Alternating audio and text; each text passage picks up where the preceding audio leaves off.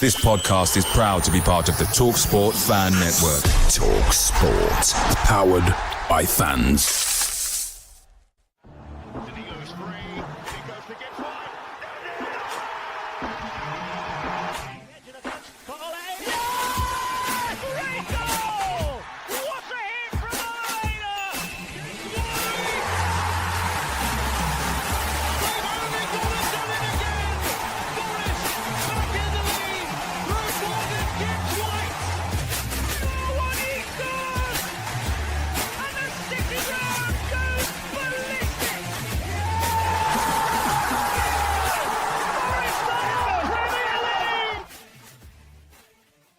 Hello and welcome to Red Side of the Trent as we reflect on our 1-0 defeat to Everton as teams around us also win, closing the gaps between the Champions League spaces and ourselves. To discuss more in detail are Reece Lane and Christian Brown.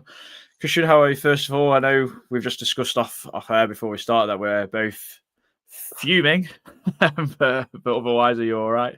Yeah, all good otherwise. Just very, very frustrating, as I'm sure we'll come on to. Yeah, definitely. Reece, are you all right? Yeah, I'm okay. Apart from obviously yesterday, but it's a shame because it was such a good day before, wasn't it? The sun was shining, and we had plenty of us in Nav, and we had a good time. And yeah, unfortunately, the game didn't live up to the pre-match billing. Unfortunately, yeah. I mean, I actually think that was possibly one of the loudest Mulligan ties we've had this season, and the display I thought was a nice nod to Marinakis and everything that he's done for the club, despite everything that goes off the field and all the allegations and then everything else. You can't say that you don't put his money where his mouth is, etc. In terms of backing the team. So that was a nice little touch from Forza in that idea. And yeah, I thought it was a loud crowd, and then the game happened and it kind of spoils everything. But we'll go through. It's not going to be quite an analysis kind of pod today because not a lot to talk about in terms of game, but more questions in and around what's happening for the rest of the season. But we will talk about the team because it is a big thing. First of all, Christian, because obviously yesterday we had Alex Moreno come in at left back for Ryan Yates, Jota in for Morato, and Wood came back in for Anthony Elanga, who was on the bench. Kind of went back to the 4-2-3-1 formation. You said to me off air, this is the second game in a row that Nuno's probably got the team set up wrong. Why do you think that, and what do you think should have been done to rectify that? Well, it wasn't a 4-2-3-1, it was a 4-4-2. We went to match them up. It was Jota up front with Wood. And then eventually, after 10-15 minutes of us just chasing shadows, we realised that was wrong and pushed Jota out to the right wing. But by that point, there was a little brief renaissance after that, but it was just bad. I think, it's just the contrast in situations. I mean, last week, obviously, we lost to a very good side, to Aston Villa. And, we all collectively went, you know what, fine. There's losing and there's losing. And obviously, last week against Villa, the players put a shift in. The players, they came very close. They made chances. They made things happen. On another day, they get a point. Yesterday, 0-0 would have been robbery for Everton. We were that was the worst we played all season. That was worse than the 5-0 at Bournemouth. That was worse than the first half at Newcastle. That was worse than the second half at home to Newcastle, funny enough. It was worse than when we were struggling to beat a League One side. That was just abject from everyone. There's not a single positive thing you can say. Nuno was right after the game when he said, there's no positive to take from that, because there isn't. The only molecule of, mediocrity, if you like, the ones who you could say Sales and Dominguez were the only two that were above a 5. That was it. Everyone else is, a 5. Even that's been generous to some of the performances we saw yesterday. It was just like they just weren't at it at all. I mean, you can normally account for 1 or 2 players sort of being off their game, not all 11. It was just dreadful, absolutely dreadful. I don't know what. My dad was saying to me next to me after 5 minutes, he was like, "We need half time already," and he was right. We did. It was just like a constant sort of, you look at the clock thinking, "Geez, it's only a matter of time till they score." I don't know. Honestly, I think it's just concerned that we've got ourselves into this position. We've got into this, we've got a huge opportunity now to make something amazing. Elanga touched on that at full time as well. So we want to create history. We're close to greatness, sort of thing. You can't keep setting it up like that. It's 2 weeks running now where you can see straight off the bat, something's not right. And generally speaking, with the players that we've got, and that's not a criticism of the players we've got, they've performed admirably this season to get into this position. They were 17th and 16th for a reason in the last 2 years. If you're not starting right off the bat, you're going to get exposed and found out, and that's exactly what's happened the last 2 games. Do you think, just to continue on your point about the 4-4-2 kind of setup, do you think that it hampered us because you haven't got the likes of Antti Elanga who can cover that space far quicker than anyone else in our team? Do you think that's why we struggle in that sense, or do you think it's just because of how Everton were and how we went about it? A bit of both. I mean, yes, give credit to Everton. They set up brilliant. They did an amazing job on us. Like every single time Hudson-Odoi got the ball in a half turn, there was 2 players surrounding him. He couldn't do anything with it but go backwards. They did a proper good job on us, Everton. You have to give them credit to that. The contrast in performances from when we beat them at Goodison Park to yesterday was night and day. That doesn't tell you Leitch was a problem. Nothing will, because they look like a top half side yesterday. Everton. You have to give them credit. It was ugly. It was horrible. But they were very effective at what they did. And, fair play to them for that. Equally, we just didn't do anything. And once you do switch that 4-2-3-1, you notice that Jota just isn't very good defensively. He stays up the pitch. He doesn't cover the runners or spaces. And that leaves an overload every single time. So Williams constantly was on like 2-3-on-1, and Dominguez was dropping into helping every single time. With Elanga does actually do a fair bit more defensive work than we give him credit for. And that doesn't tend to happen too much. So, yeah, of course, him not starting was a huge blow. It just shows, again, I mean, we saw it before the game, obviously watching the Palace City game, for example. You look at the teams around us and the strength levels they've got. This isn't me sort of crying poverty here. But, City have got Marmoush as their backup striker. Aston Villa have got Donyell Marlon, who was a Champions League finalist last year as a backup player. On the forward areas, you look at even with Newcastle, for example, like Harvey Barnes is their like backup winger. We've got Jota Silva, and the levels are huge, absolutely huge compared. He's just not at that level.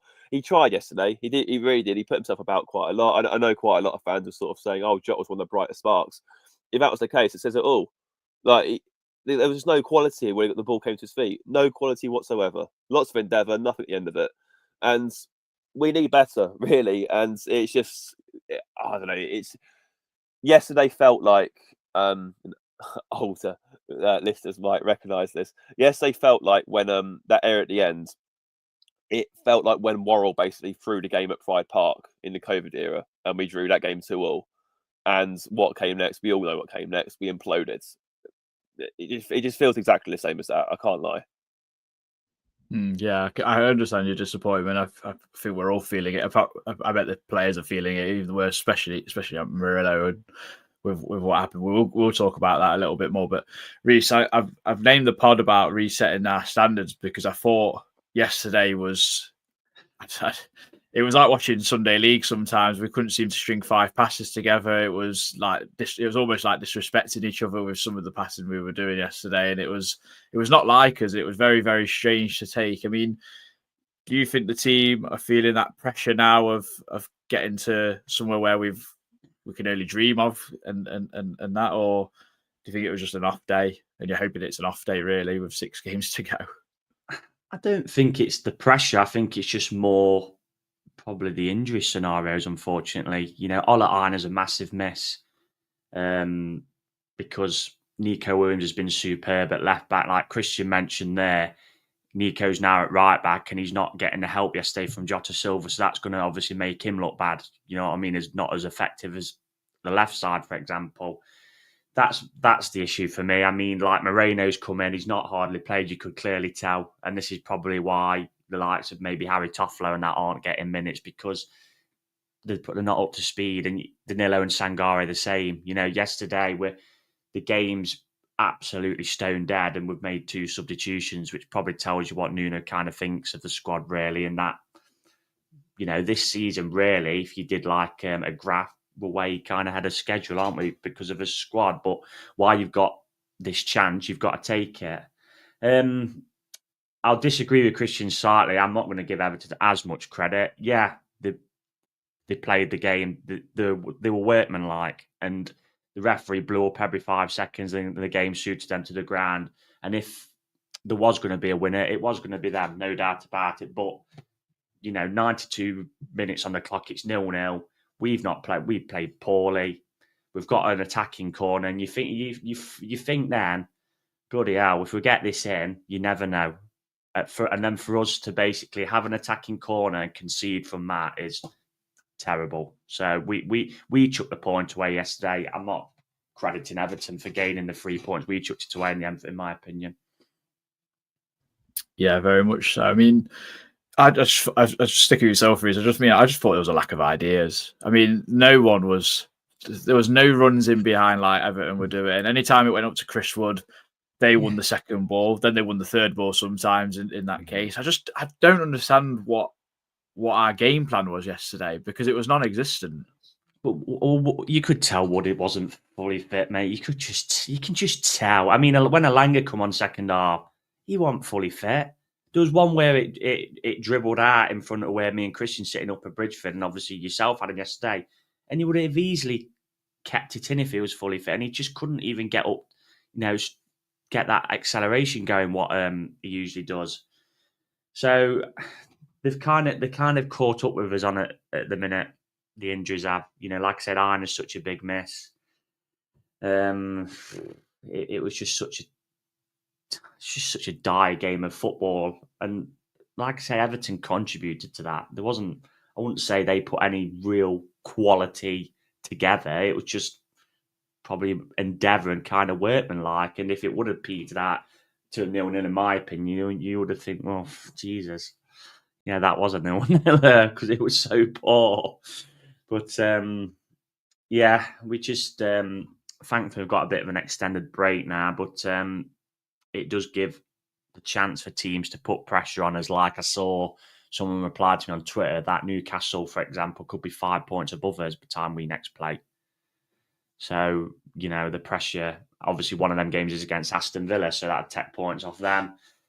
Unfortunately, Manchester City came back yesterday. Chelsea play Ipswich at home later on today, which you'd expect them to win. So, the pressure's ramped up a bit, but we are still third as it stands. And you'd probably would have said, look, win yesterday, which we all thought, it wasn't going to be a given yesterday. We all said it was going to be a tight game yesterday, and I expected a tight game, but we all penciled in the 3 points for yesterday. We've not won there. Would have probably said we'll go to Tottenham, and if we get a point, be a decent return, 4 points from them too. Well, we're probably going to have to go there and win the game now, aren't we? And then that would get us back on the horse. So all's not lost. It was just a crap game yesterday. And I'm, like I put on my Twitter, you kind of like, if you get something from it, you draw a line through it. The frustration is we've lost it. And we only have ourselves to blame why we lost the game, for me.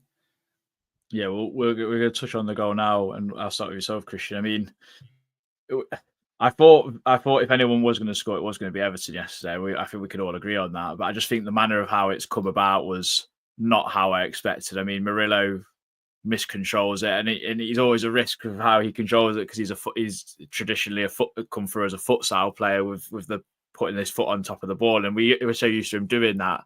And he never normally really misses it. And then he's gone and missed it. Dwight McNeil's got in. But I just thought Alex Moreno could have done something a little bit more to prevent it as well. And as soon as Decore scores, I think we all went out of the ground, to be honest, in such frustration because it was such unlike us to concede a goal like that, in my opinion, this season.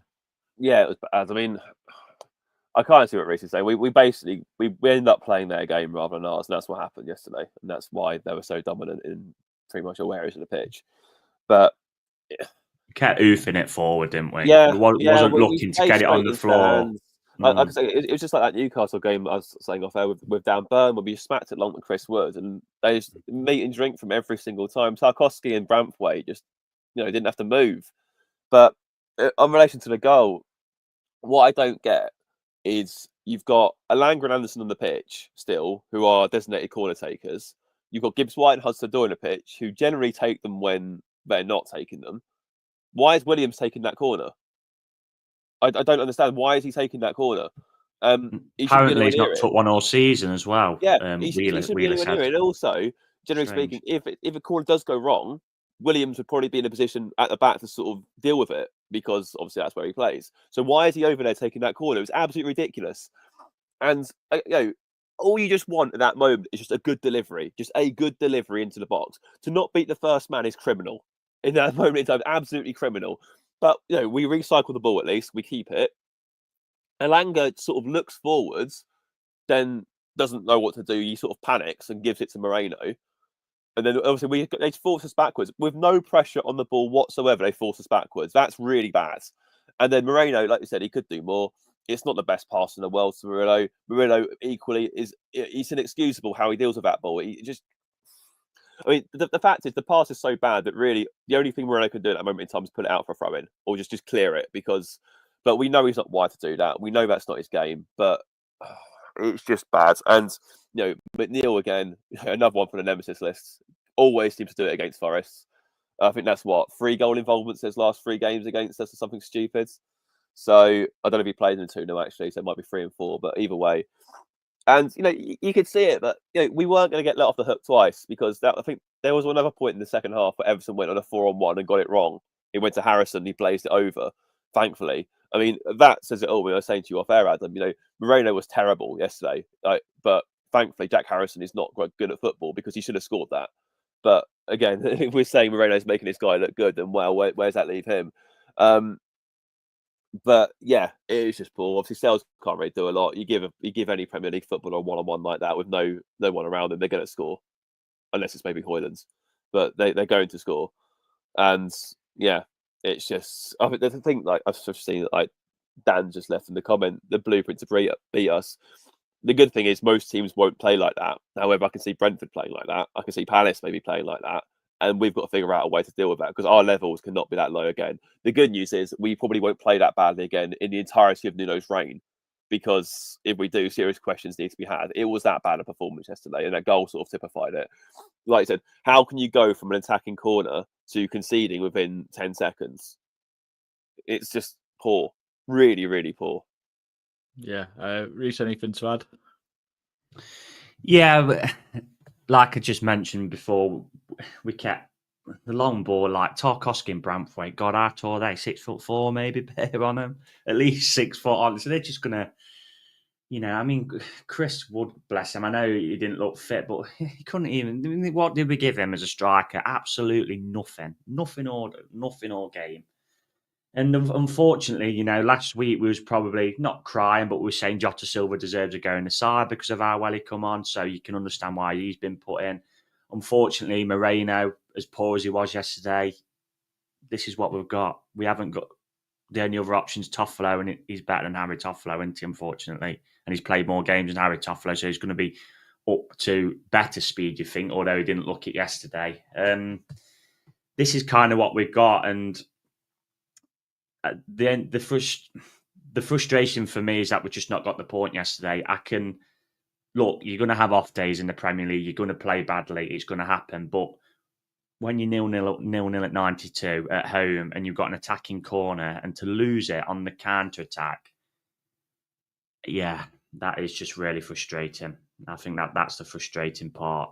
Christian was right. They had the other kind of 4-on-1 break there. They played it to the wrong side. It should have come to the left, ironically, which is the goal they scored. And obviously this time they got it right. I mean, if it's just a mess. We've got kind of there's 3 or 4 chances to kind of stop that. The poor corner, Elanga could just put it back in the box.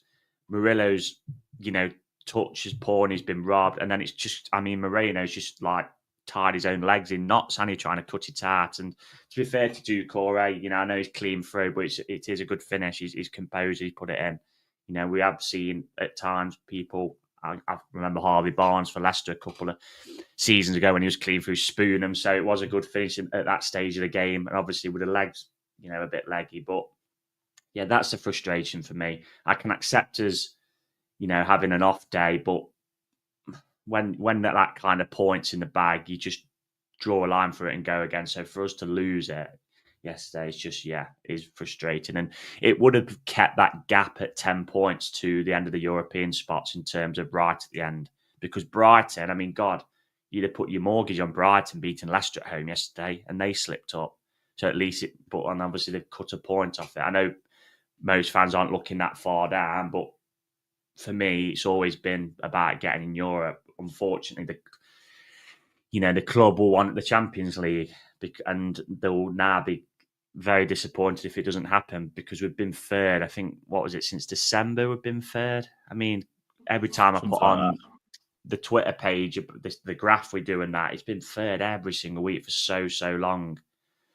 So hopefully if we do drop out third, which probably will, by the time we play Spurs, it might give us a kick up the backside we maybe need to get us, like someone replied to on Twitter, 6 cup finals in the league. We've got to go out and win as many games as possible, really. I think you sum it up really well in terms of squad depth and everything else. I mean, losing Olaina, I think we complained about losing Wood, and I think Olaina is just as influential, if not more, because of how good he is at intercepting the ball and how on the front foot he is. He gets us out. He can drive from fullback pretty well. It's like Jed Spence in the Championship, isn't it? Where he can get you up the field a little bit more. You've took Nico away from his position as well. And, people might disagree, but to me, I'm not getting on him yesterday. At left back, he's absolutely been superb. At right back, it's still, I'm not too sure. At left back, he just looks like a hand in glove. He got caught out, didn't he, with that ball over the top to Njai, and Njai got through. Yeah, that was one. I'm not going to start blaming players. Look, Murillo made an error yesterday, but on the flip side, he saved us 2 points of the week against Man United by clearing off the line. So it is one of them. But like I said, just disappointing for me. We just didn't get that point yesterday. I would have took it. We've had a game gone. I would have took that yesterday, without a doubt. I think just on Murillo, I think like you're disappointed he's made the mistake, but you can't really be too critical, because one, he's bailed us out loads of times, but two, we absolutely laud him when he takes those risks. Yeah, but he's just knowing when to take the risks. When exactly, not at that stage of the game. No, I think if he turned around and went back to Sells or just boomed it back towards their goal, then you'd be like, fair enough. But because of what's happened, it is what it is. Like we have to got to get over it now. We have to go again against Spurs. But I just want to ask you about. Go on. Both things can be true at times. Like this. I put this on my Twitter. You can say we played really badly yesterday. It was really poor, which it was, and players have made mistakes. That doesn't mean all of a sudden they're useless. A lot of them. On the other hand, you can say, look, it's been a superb season, which it has.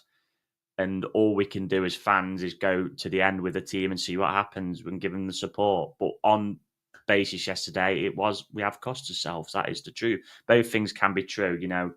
I do hate this binary stuff you get on social media sometimes. But yeah, fortunately it's done now. And it's just, the good thing is we've got 9 days in the legs, 8-9 days in the legs for Spurs. The bad thing is we've got, obviously as fans, we've got to stew on this for 8-9 days, and we're going to see next weekend, really, probably, like I said, us not in third for the first time in months.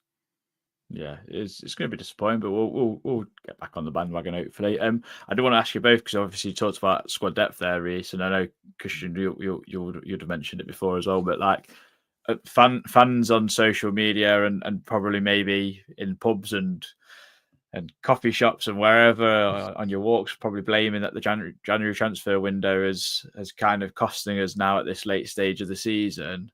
Christian, first of all, how much do you lay blame to that? And plus, like, I think all of us know we tried in January for what we could maybe get, but there was really not a lot to go for. You look at like Arsenal, they didn't get anyone. Like, can you really blame the lack of transfer activity for the recent results?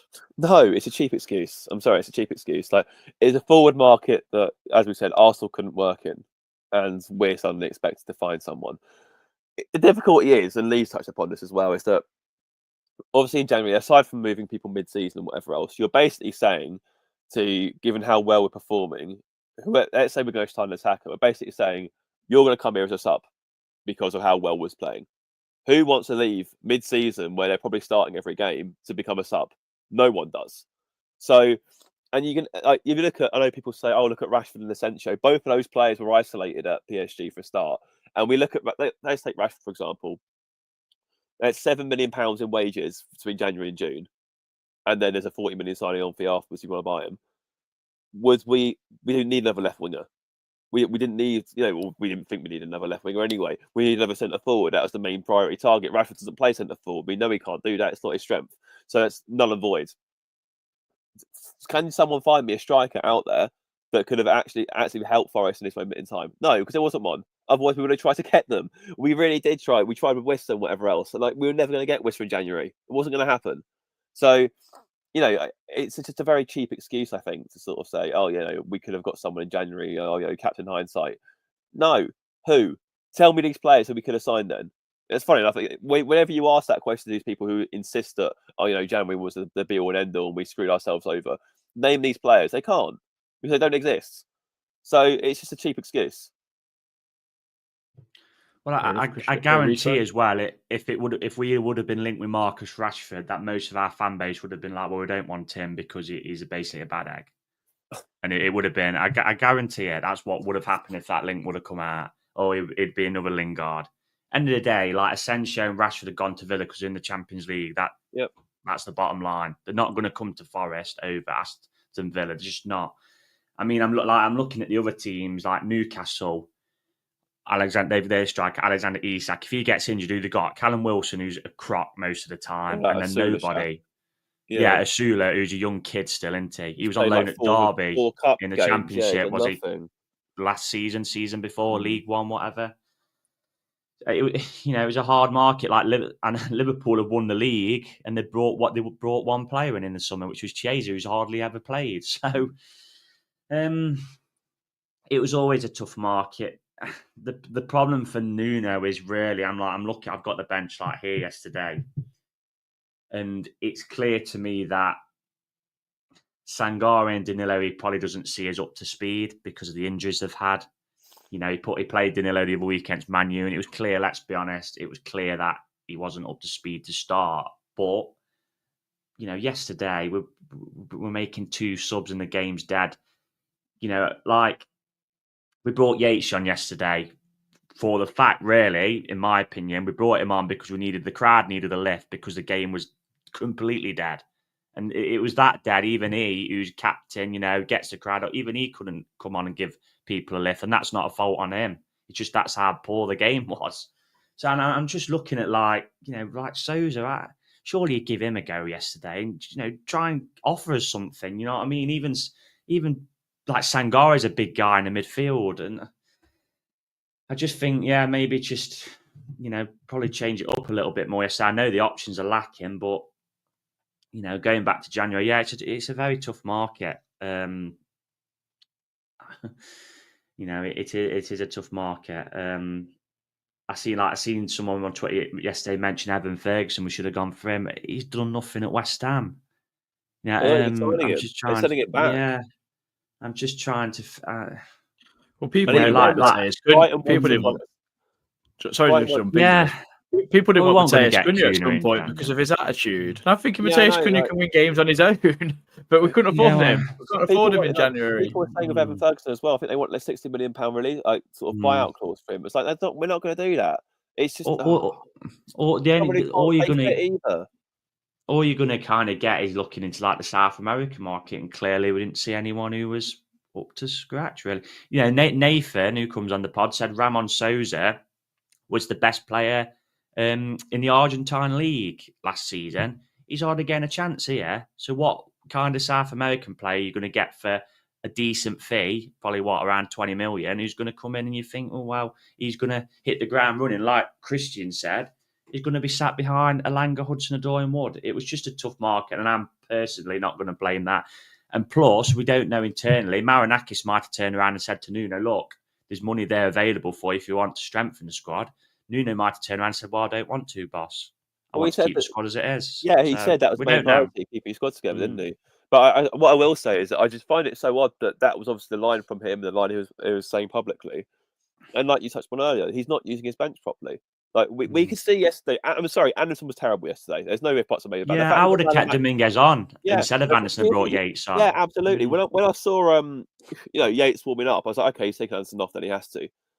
Didn't do it, but honestly, it was. But I to be fair to Anderson as to be fair to Anderson as well, like the lad's 21. We've said this before. He's not played as much football. He's probably knackered. The lad is. So just give Give him a rest. play a bit of a break. I just don't. No. Yeah, it's that's going to be one of the downfalls if we do fall out of position because if we not using a squad properly and not using it like utilising the way it should be, we've got this bench that we said that we were happy with initially, and that he's just now just not using it. Like I mean, yesterday if you wanted to take Anderson off, then put Danilo on. Yates, don't get me wrong, like you said, he came on. He didn't do anything to affect the game at all. He just ran towards the ball and left space in behind. He didn't impact the game whatsoever yesterday. And it's like, how can you see this as manager make 2 subs to tie a game, and then you've still got 3 left at any point and not use them? You can clearly see that team needed breathing into it, and he's just not done it. He probably brought Yates on because of his defensive attributes. Because, like say, Everton were putting balls into, but he cleared 1 or 2 out, didn't he? Yeah, I don't know, because some games it's like the Man City game, which is a game which was on the edge. He trusted Sangare in that game. He brought him on. Obviously, he slipped over, and then we actually scored from it. And then, and then some games when we probably need a bit of lease of life. And I'm not saying these players are gonna be the messiahs. They're not. I know they're not. But at least it gives us kind of some fresh legs and some freshness into the side. So, yeah. But Just to raise another point, I mean, I find it a bit baffling that he never put Ramon Sosa on. He put him on against Man United, and I thought he made a bit of an impact there. I thought he did okay against Villa to say it to fill in at left wing back. I thought he did okay, and I'm like, some energy, yeah, definitely. And I mean, I think part of me does think that we've got to this point in the season where we are overachieving right now. And as Nuno started to feel the pressure of, well, I've got to play certain players because I've not used the extra squad. If you're like mid-table, he could have a look and look at players and give them minutes, because it doesn't matter if you've got safety, a bit like Everton I've already got now, and you can go give players that need the minutes. Now you're like, the pressure is on to win football matches and get points on the board, and it's like, well, can you risk a player who's had a broken ankle for this season, a player who's been out for so long because his hamstring basically like cheese string, Ramon Sosa, who's not played a lot of football, etc., etc. He put, like you said, Reece, he brought Alanga on. Alanga couldn't run yesterday. He clearly was something wrong with him, because he wasn't fully sprinting or anything. Rusty. I love Hudson-Odoi, but yesterday he was just too predictable. He cut inside every time, and Everton had that second man there. Apart from, I think, one time where he didn't connect within it straight at Pickford. He had to try and get down O'Brien on the outside, which I know he did second half once, and O'Brien, to be fair, cut it out. But first half, he had so many opportunities to do that, and they just nullified it with that second man coming in. So why not, there you're thinking, well, I'll tell you what, it's kind of not working with Callum today. Let's give Sosa a chance, give him something different to think about. He played well at Huddersfield. I know he's against Ashley Young, obviously, but O'Brien's basically centre half, playing right back, really, as well as he did yesterday. But yeah, I don't know whether what it is really. It's I guess it's a trust element, but like I said, it was 0-0, wasn't it, against City, and then he threw Sangare on for that game, for example, which is a game in the balance. Yesterday was 0-0, a game in the balance still.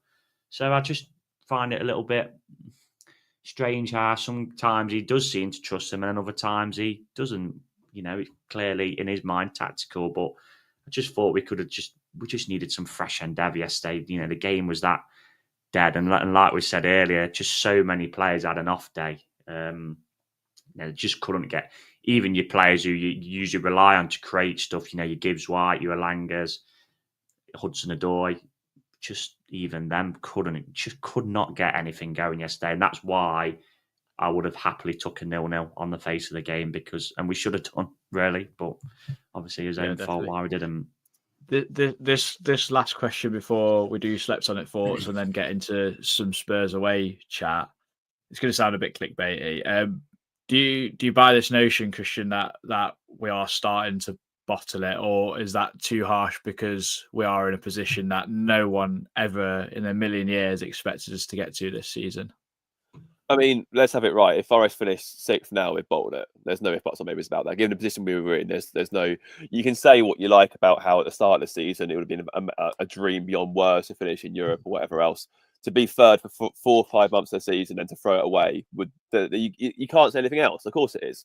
However, do I think we're choking because of the pressure? No. I think that, like Reece said earlier, teams can have off days. It happens in the league, but you just have to hope yesterday. And really, when you look at in the bigger picture of things, the fact that we can obviously cherry pick the really, really bad performances, just they are quite few and far between. So obviously yesterday, you say Newcastle away the first half, you say Bournemouth away, and Newcastle at home for the second half, really. Obviously, the Fulham game was a 0-0 we lost, for example, but I don't think, it wasn't as bad as yesterday, put it that way. So, and we followed that up with a really good performance at Chelsea. So, the fact is, we played 32 games. You can pick maybe 4 occasions where we've absolutely stunk the joint out. So that was yesterday. I don't think that's that's just one of those things that happens. And so I don't think we're cracking under the pressure at all or anything like that. I think that's just the narrative that people will run with. I think what's frustrating for us as fans is that we can obviously see where this could potentially be going, but we have to trust the team. But over the course of the season, they've shown there's a reason why they're third in the league. There's a reason why we're on 57 points after 32 games. There's a reason why we have this. I think it's currently a 9-point buffer to 8th. I think it is. Obviously, Fulham play Bournemouth on Monday. So, and yeah, once the dust settles, let's say Forest do implode and finish 7th, for example, and get Conference League or whatever. When the dust settles, we'll say that was great. In hindsight, we came from 16th, 17th to 7th, whatever else. Good. However, at this moment in time, expectations change, things change. I think what I found really bizarre is that you've seen people go like, "Oh, we're still going to Wembley," and like 5 years ago we were in the Championship with Chris Hughton, this, that, and the others. Isn't this great? Like, just don't worry about it. Do you really think Marinakis come May or June is going to go, actually, yeah, it doesn't matter what happened 5 years ago, what happened this season, because 5 years ago we were losing to Stoke and Cardiff? Of course he's not. Like, get your head out the sand. Of course he's not. If anything, he'll probably sack the manager. Like, what happens next is going to be very interesting. But yeah, I don't think we're cracking or anything like that. But if we are to fall out, of course it'd be a bottle job. You can say it would if it was any other club. That's exactly what you call it. So it's no different for us. Yeah, I mean, it'd be extremely harsh if Nuno lost his job because we fell out of the Champions League. But yeah, with Marinakis, anything's possible. But Reece, response to that question as well? Yeah, would I call it a bottle job? Probably not, because like the teams I'm thinking of. So you obviously thinking like of Arsenal now. Arsenal, everybody thought would be challenging for the title. So when they're in first position and what was it? How many points clear there was last season? You're thinking, well, they've really got, they've spent the money. They've obviously built it over season to get to this position, and then they have blew it. I mean, from a fan perspective, it's, at the start of the season, we all obviously did our predictions. I know I had us 14th. We would have took like high mid-table. But circumstances changed throughout the season. Like last season, for example, we said again, higher mid-table progression. In the end, the circumstances changed. So avoiding relegation was a success in the end because we were scrapping. This season, the expectations have changed because halfway through the season, the circumstances change. So I've always been the same because I just want European football so much for Forest. I've always said that European football for me, I would see this as the circumstances have changed as a success. Now, the board, who when we've been, like I said, third from December, we're now in April, so 4 months. If we wasn't to finish in the Champions League, the board would probably see that as not a success. That's the reality, in my opinion. They're not, they'll see it as, we've been in the Champions League for so long. It reminds me of Leicester under Brendan Rodgers. Had them back-to-back fifth finishes, didn't they? Where they was literally in the Champions League for so long, and then on the last day they finished fifth. Back then was obviously Europa. So that's, I think, a fair perspective on it from my opinion. Look, it's still in our hands. You have made it more difficult for yourself yesterday because we've lost a game which we all penciled down really is one we should have won. But we're going to have to go to Spurs and win. And then if we do that, we'll be back in third position, won't we? So it's in our hands still. If it was out our hands, yeah, you'd probably start to be really concerned. But, unfortunately, you can't rely on other teams, especially when you're at the top end of the league. It's not like when you're at the bottom where if you get a win, it feels like, you're thinking, oh, well, the team behind us aren't going to win. So it's even more bigger. At this top of the league, every team is going to pretty much win. Villa were never not going to beat Southampton yesterday, for example. I know Brighton have drew. You'd expect Newcastle to beat Man United today. You'd expect Chelsea to beat Ipswich. And yeah, you might get lucky. There might be an iffy draw in there, but that's what you've got to expect and pencil down. And we've just got to win our own games and see where it takes us. Yeah, look, if we was to fall out, and I mean, if we was to fall out of Europe completely, I think that would be a bottle job. But I guess because of obviously how much we've overachieved from where we thought we'd be this season, would I say with the teams as well who go above us, would I say it would be a bottle job? Probably not, personally. Because you look at the teams behind, look how much Chelsea spent and Man City. Man City spent 200 million in January, for example. Chelsea got £1 billion squad. Villa strengthened. They brought Asensio and Rashford in. Newcastle, all these clubs are years ahead of us.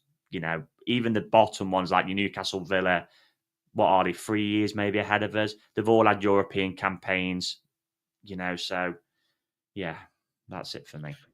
Part of me think it would be a battle job because of the points gap, but then you look at the teams we're competing with, and you're kind of like you say, Reece, we're dining at a dinner table that we probably shouldn't be at, aren't we? If it was like last season where we would say, I don't know, 6 points ahead of Luton, and then we got relegated, because we'd think, well, we're better than them. You know what I mean? Over the course of a season, you look at obviously the teams who are behind us, and they have got better squads than us overall. But have we overachieved? You could make that argument, but we deserve to be in third because of the points tally we put up and how we play this season.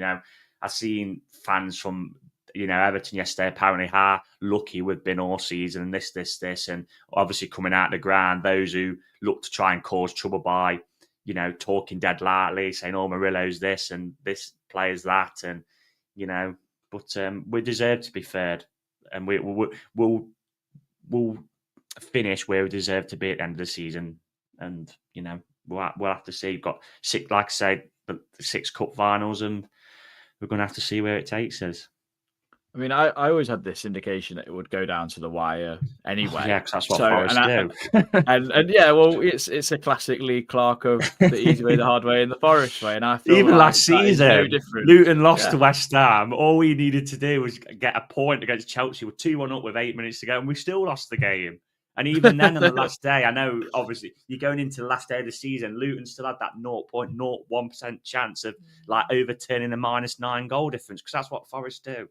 So it'll go down to the last day. It wouldn't honestly surprise me if it goes to the last day and it's a shootout between us and Chelsea to get in. It wouldn't surprise me at all. It'd be great Barclays day of football, and hopefully we'd come out on the right end. But yeah, it's tough. I think we proper suffer. We've said it loads on this pod that we suffer with Forest PTSD. It's just the nature of the beast, I think, with us. And I'm sure we're not the only club that have that in us. But we're going to move on. We're going to get into everyone's slept on it thoughts. Red side of the Trent. Slept on it thoughts.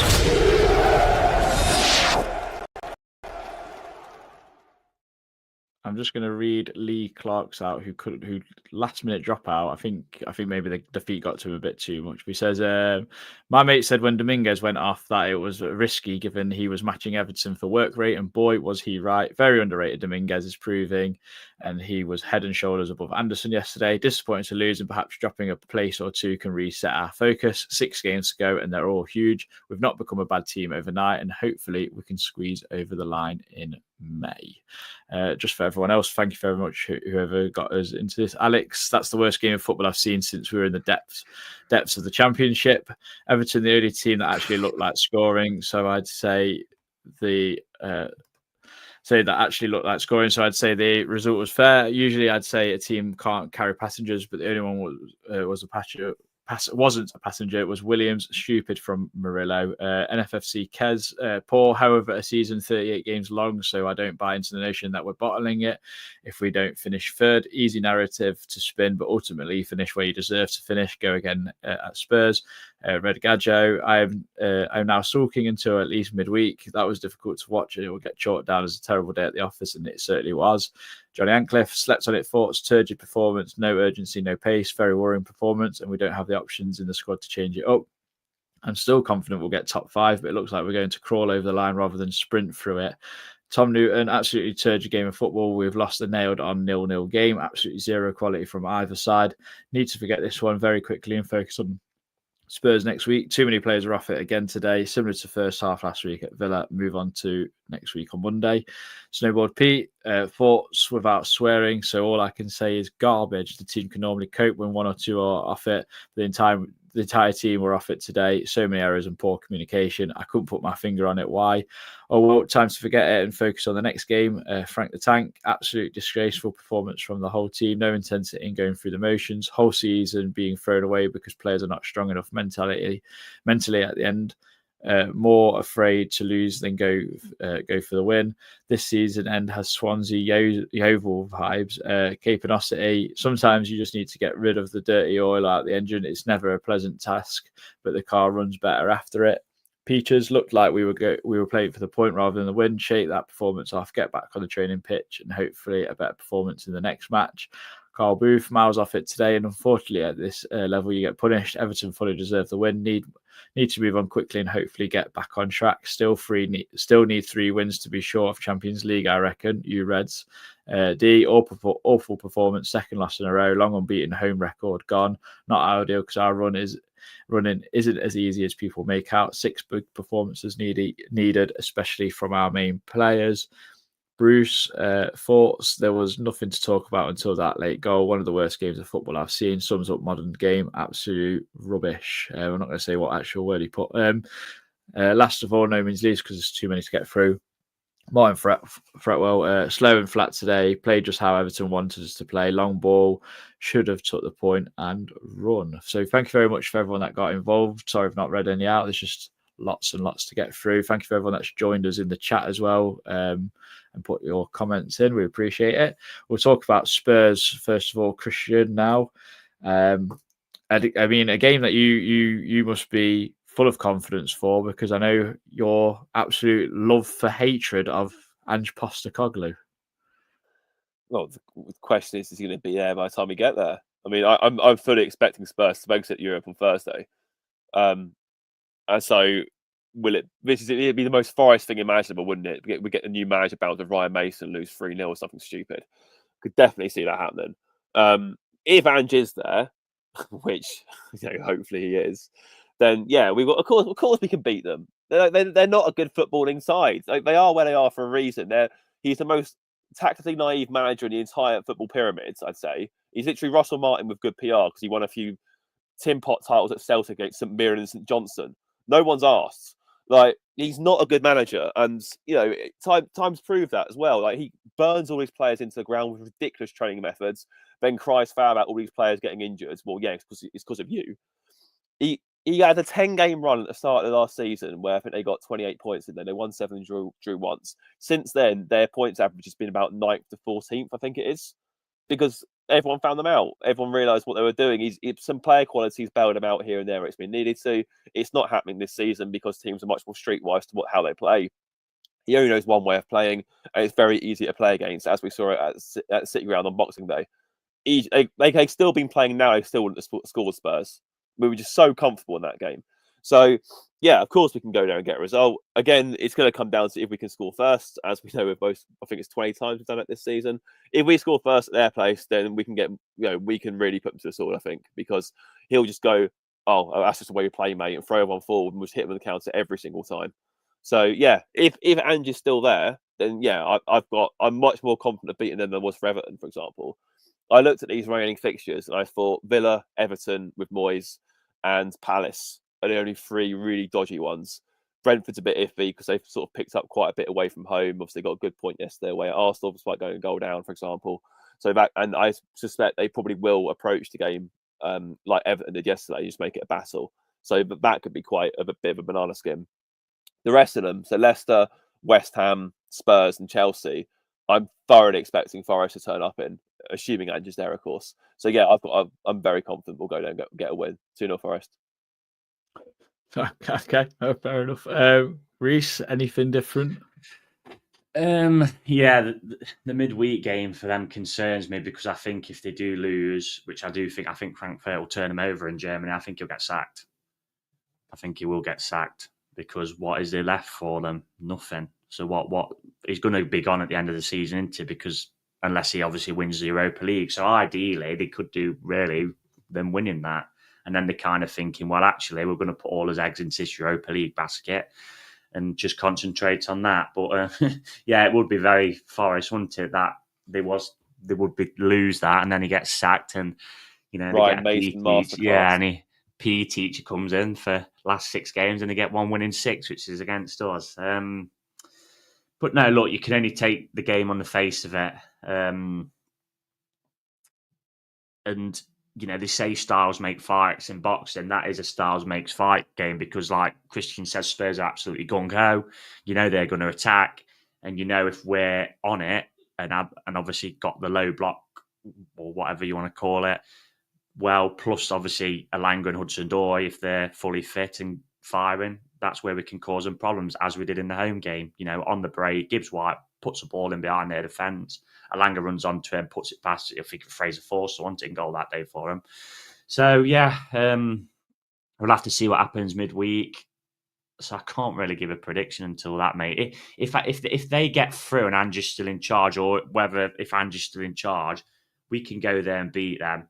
If they get knocked out and then sack him, then I'm a little tad concerned because Spurs, they're like Manchester United. They turn up when they want to turn up, don't they? And a lot of the time they don't turn up because hence why they're 14th in the league or wherever they are. But when they do turn up, they have got quality players who can hurt you.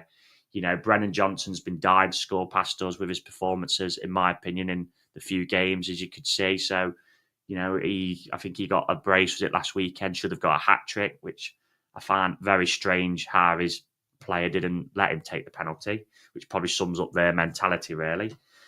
So he'll be desperate to score past us, being an ex-player. And it will be tough. Look, I know Christian's gone through the games there. Every game is going to be tough because I said this last week on the pod, the last 2 seasons we've said when we've been fighting relegation or Luton's got to go to them and they're on the beach and this. They've been beat by these sides. They've got no pressure on them. They can play in the nice sunshine at the end of the season and probably be a bit more expressive. Like West Ham, second to last game, players will probably think, well, if they want to be here next season or put themselves in the shop window, we'll start playing now because the pressure's off and there's no to play for against a side who need points. So every game's going to be tough. It's going to be one game at a time. But we can go to Spurs and get a result and win the game if we play how we can. It's just obviously we can't play how we did yesterday, which we're not going to do because Spurs are not going to play that type of game. They're gonna come at us, and we've just got to defend well. That's the basics for us next week. We've got to defend well, and we've got to obviously on the counter, expose them really. I'm hoping, Elanga and Wood with a week's training are going to be a lot more fitter. We don't kind of know where Ola Aina is, but it wouldn't surprise me if they're kind of trying to get him fit for that semi-final. But we need him back as soon as possible as well. We need all these players back, and we need really Nuno to, if players aren't fit or looking leggy, to give other players a chance, really. Yeah, no, I'm in agreement. I think it's a different proposition with Spurs because although I know it doesn't matter who might have got on the pitch because of who their manager is, with Christian's opinion there, but like they'll be a lot stronger in terms of they've got Vicario back, they've got Van der Ven and Romero. He's been really poor this season, apparently, Vicario. So yeah, well, they're back to a bit more full strength. But like you say, Reece, I think that Thursday night game against Frankfurt, there's a lot to kind of hold on there. Their season's riding on it. His job's riding on that. That's why I think, honestly, if they get beaten badly as well, say if they go to Frankfurt and get turned over 3-0, he's done. They're probably just going to sack him. And then, like I say, you're getting a Ryan Mason coming in for his 1 win a season. The thing is, even with the players that you've mentioned there, Adam, like, Romero's pining for a move to Atletico Madrid. Van der Ven's agent's been talking to Mead about moving to Real Madrid. These players don't want to be there. I must admit, it's quite nice. It's like it's not quite shooting the other foot, for example, but it's quite nice seeing a team like Spurs who've notoriously poached players from around the league, like Solanke from Bournemouth, Johnson from us, for example. Technically Spence from us, really, because obviously I know it's from Borough, but it was our season that sort of put them in their eye line, and they went, "Oh, okay, we'll have him. Never mind, Forest." It's been quite nice seeing them sort of go through this little spell, knowing that their best players are going to get poached this summer. It is quite enjoyable. And because, Tottenham, a team like that, they can't finish with no Europe and finish in the bottom half of the league. These players will go. Simple as that. Udoggy's been lined up for another move elsewhere. I saw in the papers today as well. These players aren't going to hang around. So, it must admit, on a personal level, it is quite nice sort of seeing them sort of go through what we and the other 14, if you like, have to go through season after season after season, where you sort of do moderately okay. It's like, oh yeah, your best player's going to Man City. Sorry, lads. Oh, Tottenham room for your best players going there. It's quite nice sort of seeing them sort of go through the mill like everyone else has to. Well, Spurs fans say that absolute clown of a manager anyway. So Spurs, no one else wanted the job. That's why they ended up going for Ange in the end.